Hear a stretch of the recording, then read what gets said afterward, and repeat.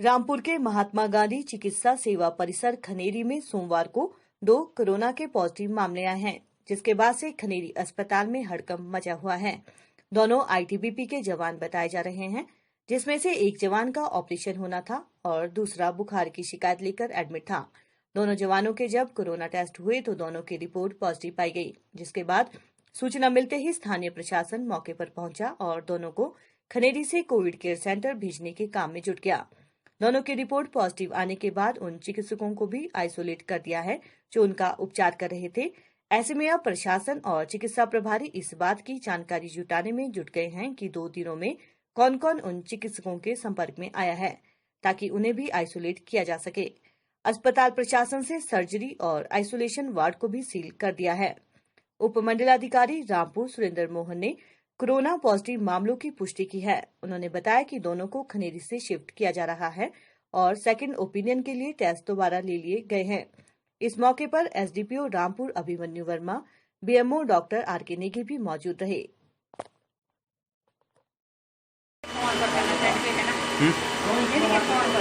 ठीक है।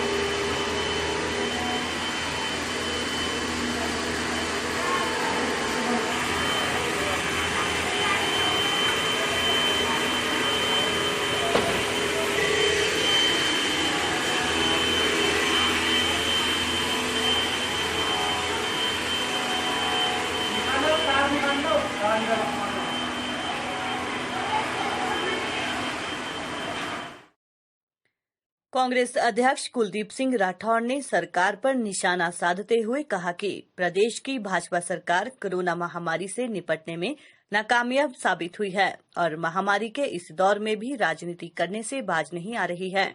मुख्यमंत्री कांगड़ा प्रवास के दौरान 2022 के चुनाव की बात करते हैं, जबकि जनता की समस्याओं को सुना नहीं जा रहा। जयसिंहपुर में भी भाजपा युवा मोर्चा के कार्यकर्ताओं की गुंडागर्दी सामने आई है, जहां पर लोगों की समस्याओं को सुनने की बजाय उन्हें धक्के मारे गए और उनके पोस्टर फाड़े गए। सरकार सत्ता के नशे में चूर है और कोरोना महामारी लगातार फैल रही है। उन्होंने कहा कि भाजपा मंत्री कोरोना को फैलाने का काम कर रहे हैं और लगातार लोग संक्रमित होते जा रहे हैं। बीजेपी सरकार कोरोना वायरस रोकने के बजाय कोरोना स्प्रेडिंग करने का काम कर रही है। साथ ही नियम कानूनों और सोशल डिस्टेंसिंग की धज्जियां उड़ाई जा रही है। बड़े बड़े कार्यक्रम और जश्न मनाए जा रहे हैं। सरकार के प्रदेश में 2 कानून चल रहे हैं, अपने लिए कुछ और कानून है, जबकि कांग्रेस पार्टी और अन्य लोगों के लिए अलग कानून है। जनता के मुद्दे उठाने पर कांग्रेस पार्टी के नेता और कार्यकर्ताओं पर मुकदमे दर्ज हो रहे हैं, जबकि दूसरी ओर भाजपा के नेता कोरोना को फैला रहे हैं, लेकिन उनके खिलाफ कोई भी मामला दर्ज नहीं किया गया है। सरकार दोहरे कानून अपनाना छोड़ दे और कोरोना महामारी को रोकने का काम करे। मुझे इस बात की हैरानी है कि एक तरफ हिमाचल प्रदेश में कोरोना के केसेस लगातार बढ़ रहे हैं और ये सरकार कोरोना की रोकथाम में बिल्कुल असफल सिद्ध हो रही है। दूसरी तरफ मुख्यमंत्री जी और भारतीय जनता पार्टी के जो प्रदेश अध्यक्ष हैं वो मिशन रिपीट की बात कर रहे हैं। हम बार बार कहते आए कि आप राजनीति करना छोड़ो, अभी पूरा ध्यान सरकार कोरोना को रोकने में लगाए, लेकिन हर बार मिशन रिपीट की बात हो रही है। मैं ये कहना चाहता हूँ, ये मिशन रिपीट की बात कर रहे हैं, लेकिन प्रदेश की जनता भारतीय जनता पार्टी को आने वाले समय में राजनीतिक परिदृश्य से डिलीट करने की जो है मन बना चुकी है। जिस ढंग से यहाँ मामले बढ़े हैं, और मैं तो ये कहना चाहूँगा कि भारतीय जनता पार्टी के जो नेता हैं they are the corona spreaders, क्योंकि जिस ढंग से अभी भारतीय जनता पार्टी के सरकार में जो नए मंत्री बने सुखराम, उन्होंने किस ढंग से जो है पूरे अपने क्षेत्र में कोरोना को बढ़ावा दिया, उसी तरह इनके दूसरे नेता हैं मंडी से, इनके जो स्पोक्स पर्सन है वो शिमला आए और यहाँ कोरोना फैला के चले गए। हमीरपुर में भी इस तरह की घटना हुई है। आज भारतीय जनता पार्टी के जो नेता हैं ज़्यादातर ऐसे हैं जो खुद पॉजिटिव हुए हैं और उन्होंने दूसरे लोगों को भी जो है ये संक्रमण फैलाया है। मैं तो ये कहना चाहता हूँ कि मैंने बार बार कहा है कि जब दूसरे लोगों पे कार्रवाई हो सकती है, जमातियों पे कार्रवाई हुई, तो भारतीय जनता पार्टी के नेताओं पे क्यों कार्रवाई नहीं हो रही? चाहे केंद्र सरकार हो, चाहे हिमाचल सरकार हो, आज विपक्ष की आवाज़ को दबाने का प्रयास हो रहा है। जिस ढंग से कांगड़ा में मुख्यमंत्री के प्रवास के दौरान इनकी पार्टी से जुड़े युवाओं ने दुर्व्यवहार किया उन लोगों से जो मुख्यमंत्री के सम्मुख अपनी मांग रखना चाहते हैं, वो इनकी अधिनायकवादी जो सोच है, जो इनकी हिटलरवादी सोच है, उसका परिचायक है। ऐसा चलने वाला नहीं है। लोकतंत्र में हर व्यक्ति को अपनी बात कहने का अधिकार है, उसे मुख्यमंत्री के सम्मुख अपनी बात रखने का अधिकार है, लेकिन इस तरह की जो तानाशाही प्रवृत्ति देखने को मिल रही है वो बिल्कुल निंदनीय है और कांग्रेस पार्टी इसका पूरा विरोध करती है। हिमाचल प्रदेश के विश्वसनीय ज्वेलर भूषण ज्वेलर्स सोलन। उधर मुख्यमंत्री जयराम ठाकुर ने कहा कि कांगड़ा दौरा काफी सफल रहा है और इस दौरान कई विकासात्मक योजनाओं का शिलान्यास और उद्घाटन भी किए गए हैं। कुछ जगहों पर सोशल डिस्टेंसिंग मेंटेन नहीं हुई है, लेकिन कोशिश की गई कि कोरोना महामारी से बचने के लिए जो नियम कानून बनाए गए हैं उनकी पालना हो। लेकिन जब मुख्यमंत्री किसी क्षेत्र में जाते हैं तो लोग उनसे मिलने पहुंचते हैं और अपनी समस्याओं को रखते हैं, जहां पर डिस्टेंस मेंटेन करना मुश्किल हो जाता है। इसलिए ऐसी घटनाओं से बचने के लिए कुछ कार्यक्रम रद्द भी किए गए। धर्मशाला दौरे से लौटे हैं और कैसा रहा? धर्मशाला का प्रवास काफ़ी अरसे के बाद हुआ और बहुत अच्छा रहा है। और लोगों के बीच में जाकर के स्वाभाविक रूप से लोगों की समस्याओं को सुनने का मौका मिला, उनका समाधान करने का मौका मिला। और खासतौर से जो शिलान्यास और उद्घाटन के कार्यक्रम थे तो वो हमारे मुख्य 3 विधानसभा क्षेत्र में हुए हैं, तो काफ़ी अच्छा कार्यक्रम रहा है, काफ़ी अच्छा उसको कैसे यूटिलाइज किया जा रहा है? वही हम प्लान किए हैं। जो अधिकारियों और जो हमारे जो इलेक्टेड रिप्रेजेंटेटिव हैं, मेंबर पार्लियामेंट हैं, मिनिस्टर्स हैं एंड MLAs हैं, उनके साथ डिटेल में डिस्कस किया है कि जो अनस्पेंट मनी जो पड़ा है अभी डिपार्टमेंट में पड़ा है, किन्हीं कारणों से उनको नहीं कर पाए हैं, तो उसको खर्च करने की योजना बना करके आगे बढ़ाने की काम। सर दौरे की कांग्रेस ने एक आधी घटना इस प्रकार की हुई होगी, लेकिन उसके बाद हमने बहुत ज़्यादा जो है वो सोशल डिस्टेंसिंग को के नॉर्म को वहाँ पर फॉलो किया है। और इसी कारण से कि लोगों के बीच में सीधे हम जब जाते हैं तो स्वाभाविक रूप से लोग आते हैं, तो इसलिए हमने अगला कार्यक्रम स्थगित किया है। Thank you. हिमाचल प्रदेश कांग्रेस आगामी पंचायत चुनाव के लिए पूरी तरह से तैयार है और पंचायत चुनाव में आरक्षण को लेकर कांग्रेस में सर्वदलीय बैठक बुलाने की मांग की है, ताकि आरक्षण को लेकर सरकार कोई सियासी फायदा उठाने का काम न कर सके। प्रदेश कांग्रेस के अध्यक्ष कुलदीप सिंह राठौर ने कहा कि पंचायत चुनाव में लोग कांग्रेस के पक्ष में वोट डालने का मन बना चुके हैं। कांग्रेस पार्टी पहले से ही समय पर पंचायत के चुनाव करवाने के पक्ष में है। प्रदेश कांग्रेस के अध्यक्ष कुलदीप सिंह राठौर ने कहा कि प्रस्तावित नगर परिषद और पंचायत चुनाव को लेकर कांग्रेस कमर कस चुकी है और पार्टी ने नगर निकाय और नगर परिषद के चुनाव को पार्टी चिन्ह पर करवाने की मांग की है। इसके अलावा पंचायत चुनाव पहले की तरह बिना किसी पार्टी चिन्ह के होने चाहिए। इसके अलावा रोस्टर को लेकर सरकार सर्वदलीय बैठक बुलाए, ताकि किसी भी तरह की धांधली न हो सके और कांग्रेस पार्टी भी इसको लेकर मीटिंग कर रणनीति तैयार करेगी। सरकार ये कह रही है कि पंचायत चुनाव जो है समय पे होने चाहिए। हम भी कहते हैं समय पे होने चाहिए, लेकिन सरकार जिस ढंग से परिसीमन के नाम पे जो है इन चुनावों में छेड़छाड़ करने का प्रयास कर रही है वो बिल्कुल निंदनीय है। मैंने पहले भी कहा था कि जहाँ तक नगर निगम और नगर परिषद के चुनाव है वो चुनाव चिन्ह पे होने चाहिए, और क्योंकि पंचायत के जो चुनाव है वो दलगत राजनीति से ऊपर उठ के बगैर चिन्ह के होने चाहिए। लेकिन कांग्रेस पार्टी की ये मांग है कि जो नगर निगम के चुनाव जो है, नगर परिषद और नगर पंचायत के जो चुनाव है वो पार्टी चिन्ह के आधार पे होने चाहिए। और आप खुद देखेंगे कि जनता का फैसला जो है निश्चित तौर पे भारतीय जनता पार्टी के खिलाफ जाने वाला है। सरकार इस बात का पूरा आकलन करे और हम भी अपनी पार्टी के अंदर चर्चा करेंगे। सरकार जो है सर्वदलीय बैठक बुलाए, जो भी हमारा पार्टी का व्यू होगा वो हम सरकार के सम्मुख रखेंगे। लेकिन हम ये चाहते हैं कि छेड़छाड़ ना हो, जो भी चुनाव होने हैं वो निष्पक्ष जो है चुनाव होने चाहिए। लोगों को अपनी आवाज़ जो है बुलंद करने का हक होना चाहिए और कहीं भी मैनिपुलेशन की गुंजाइश नहीं होनी चाहिए।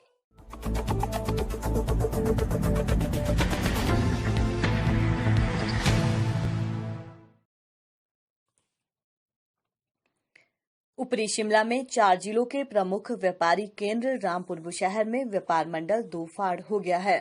बीते 45 साल से शहर पर एक छत्र राज करने वाले बाजार के व्यापारियों की मनमानी और चुनिंदा व्यापारियों को छोड़ शेष छोटे और स्थानीय व्यवसायियों को दरकिनार करने के चलते युवाओं ने नया व्यापार मंडल खड़ा कर पुरानों की परतें उधेड़नी शुरू कर दी है। रामपुर बुशहर सर्वहितकारी व्यापार मंडल के नाम से पंजीकृत नए व्यापार मंडल में कुछ ही दिनों में करीब 300 छोटे और बड़े व्यापारियों ने पंजीकरण करवा दिया है, जिसमें नगर परिषद रामपुर बुशहर की परिधि में आने वाले सभी व्यवसायियों को शामिल किया जा रहा है। रविवार को प्रेस वार्ता कर सर्वहितकारी व्यापार मंडल के कार्यकारी अध्यक्ष व कार्यकारिणी सदस्यों ने कहा कि वे व्यापारियों के हितों के लिए कार्य करेंगे। अध्यक्ष तन्मय शर्मा ने कहा कि पूर्व में चल रहा व्यापार मंडल बिना पंजीकरण के ही न जाने कैसे बीते 45 सालों से कार्य कर रहा था, जिसमें केवल चुनिंदा व्यापारियों को ही शामिल किया गया था। करीब 25 सालों से एक ही प्रधान है, ना तो चुनाव करवाए ना ही कार्यकारिणी का गठन किया। ऐसे में प्रशासन पर भी सवाल खड़े होते हैं कि इसे मान्यता और अहमियत कैसे दी गई थी। जब जानकारी जुटाई तो जिस हिमाचल व्यापार मंडल से पंजीकरण की ये बात कर रहे थे, वो संस्था खुद ही कई सालों से बंद पड़ी है। ऐसे में पूर्व के व्यापार मंडल को अपना लेखा जोखा सभी के समक्ष रखना होगा, अन्यथा सर्वहितकारी व्यापार मंडल व्यापारियों की मांग पर सभी पहलुओं को ध्यान में रखते हुए कानूनी लड़ाई पर भी विचार करेगी। तन्मय शर्मा ने कहा कि वे सभी को साथ लेकर व्यापारियों के साथ ही ग्राहकों की सुविधाओं पर भी काम करेगी और शहर में उपयुक्त स्थान पर पार्किंग, शौचालय और अन्य मूलभूत सुविधाओं के लिए प्रशासन से मिलकर कार्य करेंगे। मैं तन्मय शर्मा, प्रधान रामपुर शहर सर्वहितकारी व्यापार मंडल। हमारा जो उद्देश्य है व्यापारियों के मान सम्मान हितों की रक्षा करना, जो हमारे कस्टमर है उनके लिए सुविधा प्रदान करना। यहाँ पे वो किसी रूप में भी हो सकती है। आपके लेबर रेट हो सकते हैं शहर के, जो आज तक तय नहीं हुए कभी। आपका क्या बोलते हैं, शौचालय की प्रॉब्लम, शहर का सौंदर्यकरण, पार्किंग हो, कई सारी प्रॉब्लम्स है सर। इस प्रॉब्लम के लिए हमारा जो व्यापार मंडल पहले जो था यहाँ पे, वो ना कोई वो एक्सटेंशन कर रहे थे किसी चीज़ की, ना उन्होंने कभी इलेक्शन कराए 25 सालों से। तो तभी हमारे को सर इस चीज़ का गठन करना पड़ा और सब व्यापारी हमारे साथ हैं। देखिए, जांच अगर हमारे को लगेगा आएगा हमारे पास ऐसा कि पुराने व्यापारी बोलेंगे कि हमने पैसा इतने सालों से दिया, उस पैसे का क्या हुआ, तो बिल्कुल हम करेंगे। उसका जो भी लीगल प्रोसेस होगा उसमें हम चलेंगे। चुनाव प्रक्रिया देखो, हमारी कोर कमेटी जब भी बोलेगी तब भी चुनाव हो जाएंगे। वैसे जो हमारा संविधान ये बोलता है कि अब जो ये कमेटी हमारी गठित हुई है, इसमें जनरल हाउस जो है साल में एक बार होगा और जो चुनाव है वो 3 साल बाद होंगे। 3 साल के अंदर अंदर हो जाएंगे। व्यापारी जो है पूरे वार्ड नंबर 1 से 9 तक 700 प्लस व्यापारी है, जिसमें से कि 300 प्लस हमारे पास मेंबर हमारे बन चुके हैं, हमारे साथ जुड़ चुके हैं। हिमाचल प्रदेश के विश्वसनीय ज्वेलर भूषण ज्वेलर्स सोलन। उधर नया व्यापार मंडल बनते ही पुराने व्यापार मंडल की भी चूल्हे हिल गई। आनंद फानन में रविवार को एक बैठक बुलाई गई, जिसमें करीब 30 से 35 व्यापारी शामिल हुए। बैठक में 25 सालों से काबिज प्रधान हरीश गुप्ता ने कार्यकारिणी को भंग कर दिया और जल्द आम सभा बुलवाने की बात कही। बैठक में यह भी तय किया गया कि पुराना व्यापार मंडल यथावत चलता रहेगा और अब तक पंजीकृत 229 सदस्यों में से कोई भी सदस्य नए व्यापार मंडल के साथ नहीं जुड़ेगा। पूर्व व्यापार मंडल अध्यक्ष हरीश गुप्ता ने आरोप लगाया कि सर्वहितकारी व्यापार मंडल ने सर्वे के नाम पर व्यापारियों के हस्ताक्षर लिए हैं, जो गलत है। नया व्यापार मंडल नहीं चलने वाला। उनके साथ गांधी पार्क से स्कूल परिसर तक जाने माने जीएसटी और लाइसेंसधारी ट्रेडर्स हैं, कोई भैये या पनवाड़ी नहीं। पंजीकृत के सवाल पर गुप्ता ने कहा कि उनका व्यापार मंडल कोई संस्था या एनजीओ नहीं है जिसे सोसाइटी एक्ट में पंजीकरण की जरूरत हो। वे हिमाचल व्यापार मंडल से पंजीकृत हैं और दिल्ली से पंजीकृत है।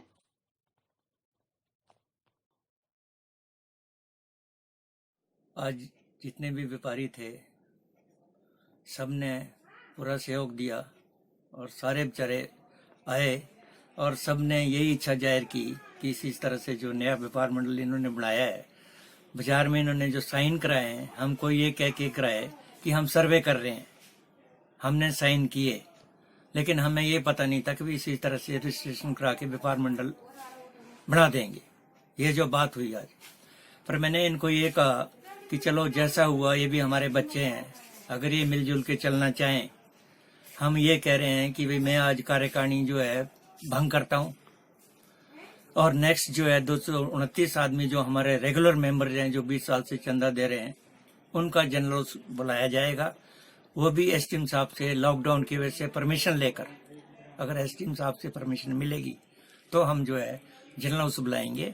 जनरल हाउस बुलाने के बाद जो ट्रेडर्स है, जो एक्चुअल ट्रेडर्स है, जीएसटी, शॉप लाइसेंस और से रजिस्टर्ड है, उनको एक बार हम मौका देंगे दोबारा मेंबर्स बनने का।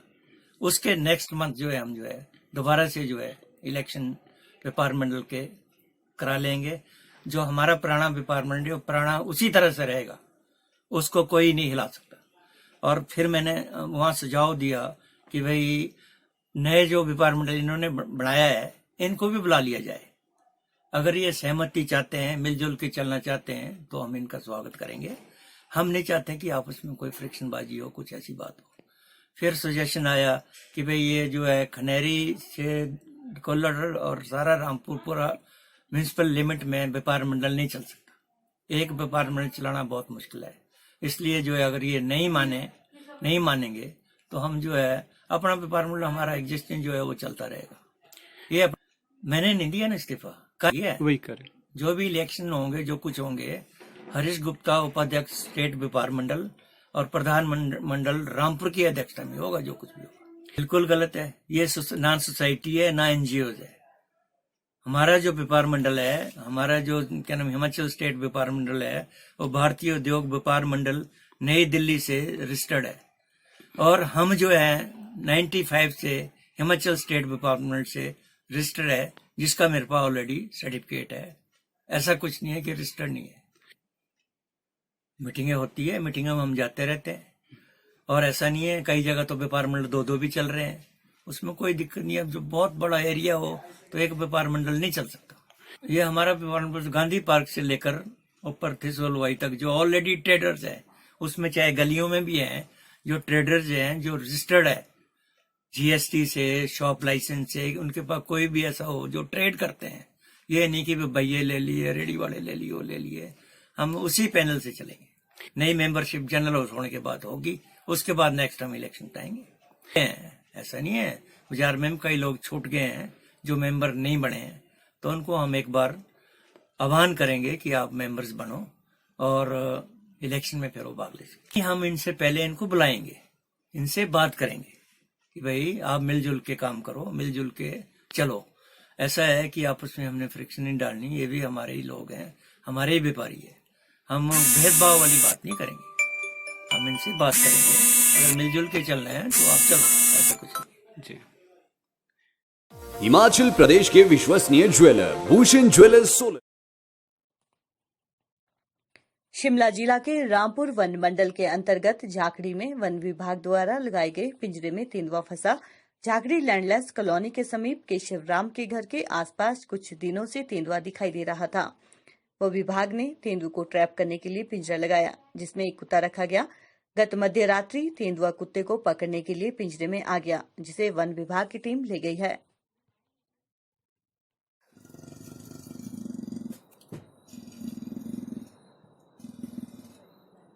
पूंछ देखो कैसी हिला रहा है।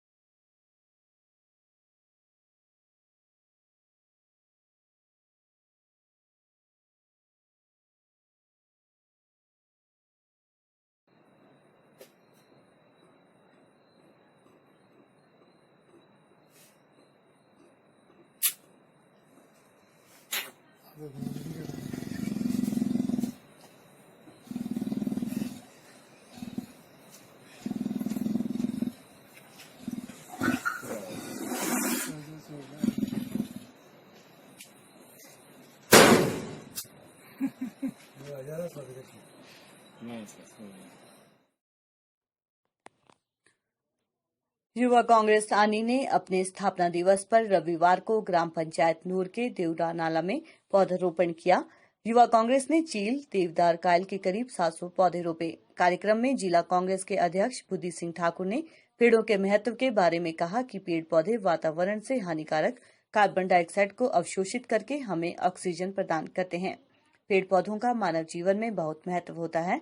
वहीं कांग्रेस के अध्यक्ष ओम ठाकुर ने बताया कि युवाओं को ऐसे कार्यक्रमों में ज्यादा से ज्यादा भाग लेना चाहिए और इन पेड़ पौधों की सुरक्षा भी स्वयं करनी चाहिए। वे हमें जीवन यापन के लिए कपड़े, तेल, ईंधन, औषधि और फर्नीचर के लिए इमारती लकड़ी प्रदान करते हैं। उन्होंने सभी से आग्रह किया कि सभी हर वर्ष पौधरोपण करें एवं उनका संरक्षण करें ताकि आगामी समय में मनुष्य को इसका दुष्परिणाम न भुगतना पड़े। कार्यक्रम में आनी जिला अध्यक्ष बुद्धि सिंह ठाकुर, युवा कांग्रेस महासचिव गोविंद शर्मा, जिला उपाध्यक्ष संतोष ठाकुर व जितेंद्र ठाकुर, महासचिव दलीप जोशी व शेर सिंह ठाकुर और पूरम में कांग्रेस के प्रत्याशी परसराम, जिला कांग्रेस के अध्यक्ष रामकृष्ण ठाकुर, किसान कांग्रेस के अध्यक्ष जितेंद्र ठाकुर, भगवान दास, सोशल मीडिया प्रभारी रिंकू व रोनू आदि उपस्थित रहे। एप्पल न्यूज के लिए निथर से हितेश भारती की रिपोर्ट। साथियों, जैसा कि आप सभी लोगों को मालूम होगा, आज युवा कांग्रेस जो भारतीय युवा कांग्रेस है, आज उसका ये स्थापना दिवस है। जो युवा कांग्रेस है, असल में युवा कांग्रेस का जो संघर्ष है वो आज़ादी से पहले शुरू हो गया। 1905 में जब बंगाल विभाजन की बात हुई थी तो उस समय जो युवा कांग्रेस का जो मूवमेंट था उसके खिलाफ आपने देखा, सुना होगा कि किस तरह का था। धीरे धीरे युवा कांग्रेस का जो रोल है, कार्य है, उसमें कई तरह के बदलाव हुए। आज़ादी से पहले युवा कांग्रेस का रोल जो कुछ सामाजिक काम थे, वृक्षारोपण था और जो परिवार नियोजन का जो कार्यक्रम हुए थे और उसके बाद दहेज प्रथा के कारण जो हमारी प्रताड़ित हो रहे थे उनके खिलाफ युवा कांग्रेस ने आवाज़ उठाई थी। धीरे धीरे आज़ादी के बाद 1960 के दशक में इंदिरा गांधी जी ने युवा कांग्रेस की एक ठोस नींव रखी और उसके पश्चात 1970 के दशक में संजय गांधी जी ने युवा कांग्रेस को आगे बढ़ाया। उसके बाद राजीव गांधी जी के कंधों पर युवा कांग्रेस का भार सौंपा गया। तो युवा कांग्रेस का जो एक मूवमेंट था, राजीव गांधी ने जो मताधिकार करने की जो एक आयु सीमा थी वो 18 वर्ष की और युवा कांग्रेस युवाओं की जो एक मांग थी उस मांग को उन्होंने पूरा किया ताकि जो ये युवा वर्ग है, इस पूरे भारतवर्ष की जो आबादी है लगभग 75% आबादी युवाओं की है। उसमें अपने 25 से 40 साल के जो युवा है उस जनसंख्या के अंदर आते हैं। आज धीरे धीरे युवा कांग्रेस की जो कमान है उसका जिम्मा है राहुल गांधी जी को सौंपा गया और वर्तमान में राहुल गांधी जो इसके देखरेख करते हैं। इसके साथ ही जो हमारे राष्ट्रीय अध्यक्ष श्रीनिवास जी है और इस तरह से आज पूरे भारतवर्ष में जो युवा कांग्रेस है लगभग 20 मिलियन इसमें कार्यकर्ता जुड़े हैं, इसकी मेंबरशिप है। आज उसी के तत्वाधान से हम जो युवा कांग्रेस आनी विधानसभा क्षेत्र है, आज प्लांटेशन का जो ये कार्यक्रम रखा है आनी युवा कांग्रेस ने, ये हमारे यहाँ ग्राम पंचायत नोर के शलाट गांव के साथ हम ये वृक्षारोपण कर रहे हैं। इस वृक्षारोपण में आनी विधानसभा युवा कांग्रेस ने निर्मंड ब्लॉक के ग्राम पंचायत नोर में पौधारोपण का कार्यक्रम यहाँ पर आयोजित किया। आज का दिन इस देश के लिए बड़ा ऐतिहासिक दिन है, बहुत महत्वपूर्ण दिन है कांग्रेस के लिए, युवा कांग्रेस के लिए। आज ही के दिन महात्मा गांधी और नेहरू जी ने क्विट इंडिया मूवमेंट, अंग्रेज़ों भारत छोड़ो आंदोलन की शुरुआत की थी और आज युवा कांग्रेस का स्थापना दिवस भी है। आज ही इसी दिन से पूरे देश के अंदर युवा कांग्रेस बनाई गई थी और इसी तरह से युवा कांग्रेस हमें उम्मीद है कि जिस तरह से भारी उत्साह के साथ आज पूरे आनी से लेकर के युवा कांग्रेस के कार्यकर्ता इस प्रोग्राम में आए, इस कार्यक्रम में आए। हमें उम्मीद है कि आगे भी ये इसी तरह से सामाजिक गतिविधियां करते रहेंगे। युवा कांग्रेस जो है, जो पुराना 5 सूत्रीय कार्यक्रम था युवा कांग्रेस का, जिसमें ब्लड डोनेशन कैंप, वृक्षारोपण, दहेज के खिलाफ, इस तरह के जो कार्यक्रम है, हमें उम्मीद है कि युवा कांग्रेस समय समय पर इन कार्यक्रमों को करती रहेगी।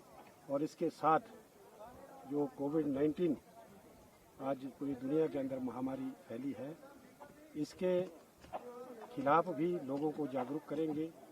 सोशल डिस्टेंसिंग, लोगों को मास्क पहनना और गरीबों की मदद करना, ये कार्यक्रम जो है युवा कांग्रेस करती रहेगी, ये मुझे उम्मीद है। और जिस तरह से हिमाचल प्रदेश के अंदर कोरोना की महामारी बढ़ती जा रही है, हिमाचल प्रदेश की जयराम सरकार जो है पूरी तरह से फेल हो चुकी है। पिछले 5 महीनों में कोरोना महामारी के लिए सरकार ने कुछ नहीं किया। लोगों से मुख्यमंत्री राहत कोष के नाम पर पैसा इकट्ठा किया गया, लोगों से जो है प्रधानमंत्री की राहत कोष के लिए सभी महिला मंडलों, युवक मंडलों, कर्मचारियों, सबसे पैसा इकट्ठा किया गया है।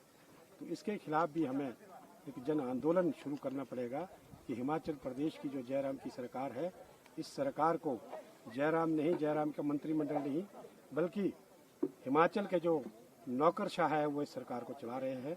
और हिमाचल की जो जनता है वो इस महामारी से ही नहीं, बल्कि नोटबंदी, जो जीएसटी लागू किया, पहले नोटबंदी की, देश की अर्थव्यवस्था चौपट हुई।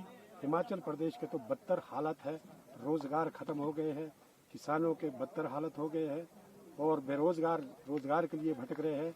और सरकार जो है हिमाचल की जनता के ऊपर टैक्स पर टैक्स लादे जा रही है।